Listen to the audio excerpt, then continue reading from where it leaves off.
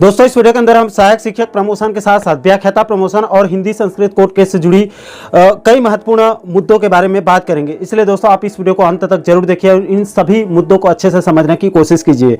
नमस्कार दोस्तों, मैं हूं आपका दोस्त लोकेश साहू और आप देख रहे हैं लोकेश छत्तीसगढ़िया यूट्यूब चैनल। आप सभी साथियों का हमारे इस चैनल पर बहुत बहुत स्वागत है। दोस्तों सबसे पहले सहायक शिक्षक प्रमोशन से जुड़ी अपडेट की बात कर लेते हैं। तो देखिए दोस्तों, जैसे कि आप सभी साथियों को पता होगा कि कल 5 अक्टूबर 2023 को छत्तीसगढ़ सहायक शिक्षक समग्र शिक्षक फेडरेशन ने मनीष मिश्रा जी के नेतृत्व में पूरा उनका टीम उच्च अधिकारियों से मुलाकात करने डीपीआई मंत्रालय पहुंचा हुआ था और कल फेडरेशन को एक बड़ी सफलता मिली है। कल जिस हिसाब से अपडेट मिली उसके मुताबिक सहायक शिक्षकों के पदोन्नति में वन टाइम रिलैक्सेशन देते हुए 5 साल के अनुभव को घटाकर विभाग के द्वारा 4 साल अनुभव किया गया था। उसके बाद फेडरेशन के कहने पर उसको 3 साल अनुभव में पदोन्नति देने का निर्णय विभाग ने लिया और फाइल बनाकर, यानी कि उसका जो पूरा प्रस्ताव है उसको बनाकर फेडरेशन को दिखाया और उनके सामने ही शिक्षा मंत्री के पास उसको फाइल को भेज दिया गया है। अब उस फाइल में शिक्षा मंत्री के हस्ताक्षर के बाद बहुत जल्द 1-2 दिनों में एक कैबिनेट बैठक भी होने वाली है। उस कैबिनेट बैठक में पदोन्नति प्रस्ताव पर मुहर लगते ही बाकी के प्रक्रिया को शुरू कर दिया जाएगा। दोस्तों कल फेडरेशन अध्यक्ष मनीष मिश्रा जी और फेडरेशन के मीडिया प्रभारी राजू टंडन सर से मेरी बात हुई थी, तो उन्होंने साफ साफ कहा था कि साहू जी इसमें 3 साल अनुभव में प्रमोशन का प्रस्ताव हम लोगों ने बनवाया है और 1 नवंबर 2023 की स्थिति में जिनका 3 साल अनुभव होगा सभी को प्रमोशन का लाभ मिलेगा। यानी कि इसमें 2018, 2019 और 2020 संविलियन तीनों को प्रमोशन का लाभ मिलेगा। इसके बाद दोस्तों कल के वीडियो में और व्हाट्सएप मैसेज में वैसे तो सवालों की झड़ी लग गई, कई अलग अलग प्रकार के सवाल पूछे गए, लेकिन एक सवाल सबसे ज्यादा पूछा गया कि 1 जनवरी 2023 की स्थिति में अगर वरिष्ठता का निर्धारण किया जाएगा तो इसमें, यानी कि 1 जनवरी 2023 में अगर वरिष्ठता का निर्धारण किया जाएगा तो इसमें तो जिनका संविलियन 1 नवंबर 2023 को हुआ है, जो कि 3 साल अनुभव के लिए बस कुछ ही दिन शेष रह जाएंगे, तो उनका प्रमोशन तो नहीं हो पाएगा। उनके लिए क्या प्रावधान है, वो तो प्रमोशन से छूट जाएंगे। ऐसे तमाम सवाल पूछे गए। तो देखिए दोस्तों ऐसा है, इसके संबंध में कल भी फेडरेशन ने साफ साफ कहा था और आज सुबह भी इस वीडियो को रिकॉर्ड करने से पहले भी फेडरेशन अध्यक्ष मनीष मिश्रा सर और उनके मीडिया प्रभारी सर से मेरी बात हुई। उनका अभी भी साफ साफ कहना है कि वरिष्ठता का निर्धारण हम 1 नवंबर 2023 से करवाएंगे। इसके संबंध में हम अधिकारियों से फिर से मुलाकात करेंगे। 1 नवंबर 2023 की तिथि से अगर वरिष्ठता का निर्धारण होगा तो इसमें 2018-19 वालों को तो लाभ मिलेगा ही मिलेगा, बल्कि 2020 जनवरी और नवंबर दोनों में जिनका संविलियन हुआ है सभी को प्रमोशन का लाभ मिलेगा। मिश्रा जी ने साफ साफ कहा कि जब हम 4 साल के अनुभव को 3 साल करवा लिए हैं, कामयाबी मिली है इसमें, तो जनवरी 2023 के स्थान पर 1 नवंबर यानी 1 जनवरी 2023 के स्थान पर 1 नवंबर 2023 से वरिष्ठता निर्धारण भी जरूर करवाएंगे। इससे सभी सहायक शिक्षकों का एक साथ प्रमोशन हो जाएगा। इसलिए इस वीडियो के माध्यम से सभी सहायक शिक्षक साथियों को आप लोग बिल्कुल भी चिंता मत कीजिए।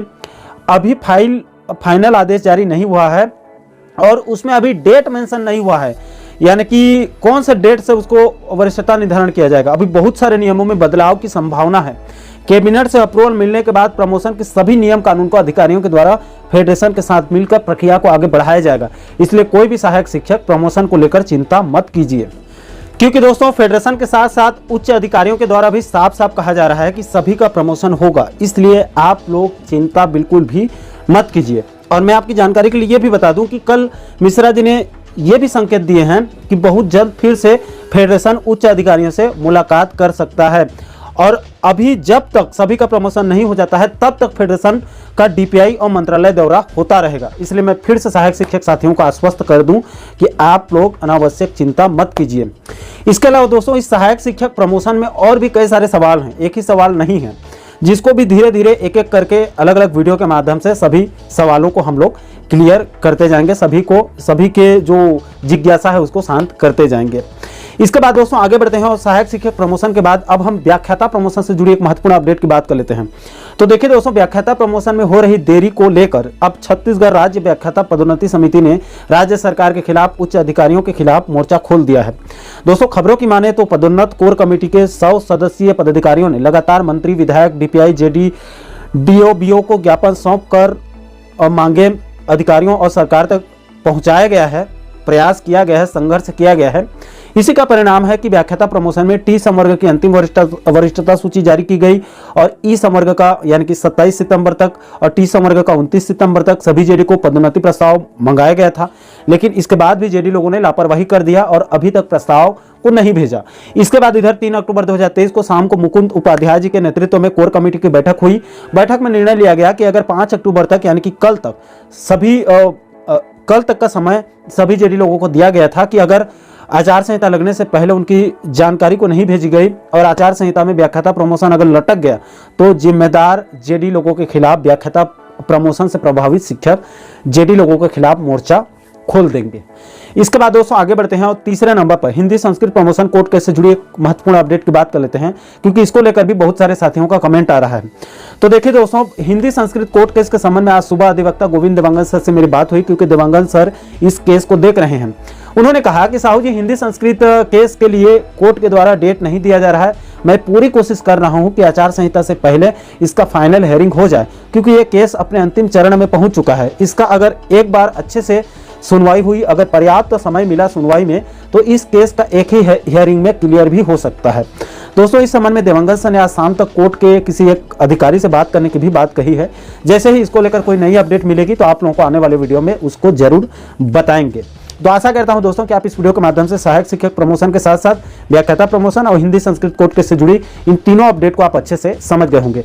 दोस्तों, इन तीनों मुद्दों पर आप लोगों की क्या राय है, या फिर अभी भी आपके मन में और कोई सवाल हैं तो भी आप नीचे कमेंट सेक्शन में हमारी संज्ञान में जरूर लाइएगा।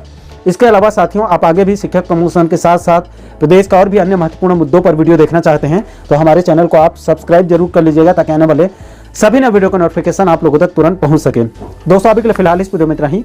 मुझे दीजिए इजाजत। मैं मिलता हूं आपसे एक और महत्वपूर्ण मुद्दे के साथ, महत्वपूर्ण टॉपिक के साथ। तब तक के लिए जय हिंद, जय छत्तीसगढ़।